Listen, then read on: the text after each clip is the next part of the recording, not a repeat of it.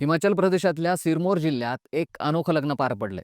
दोन सख्ख्या भावांनी एकाच मुलीशी लग्न केलंय.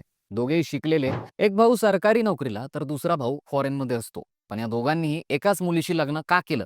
तर हिमाचल प्रदेशच्या भागातली ही पारंपरिक प्रथा आहे. हट्टी जमातीमध्ये ही परंपरा गेल्या अनेक शतकांपासून पाळली जाते.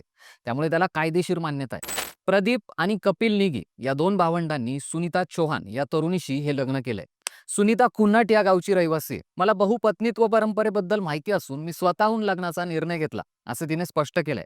तर आम्ही ही परंपरा उघडपणे पाळली आहे, कारण आम्हाला त्याचा अभिमान आहे आणि हा आम्ही सर्वांनी मिळून घेतलेला निर्णय आहे, असं प्रदीप म्हणाला. तर दुसरीकडे नोकरीसाठी परदेशात असलो तरी या लग्नाद्वारे पत्नीला आधार, स्थिरता आणि प्रेम देण्याचं प्रॉमिस दुसरा भाऊ कपिलने दिलंय. आम्ही तिघही एकत्रित आनंदाने जीवन जगू, असा विश्वासही त्याने व्यक्त केलाय. हट्टी जमात ही हिमाचल प्रदेश आणि उत्तराखंडच्या सीमेवर जास्त आहे. असे लग्न शांतपणे केले जातात आणि समाजही त्यांचा स्वीकार करतो. पण आजकाल असे प्रकार दुर्मिळ होत आहेत. त्यामुळे हे लग्न गावकऱ्यांसाठी खास मानलं गेलं. त्यामुळे या अनोख्या प्रथेबद्दल आणि या लग्नाबद्दल सगळीकडे जोरदार चर्चा रंगली आहे. या प्रथेबद्दल तुमचं मत काय? आम्हाला कमेंट करून नक्की कळवा.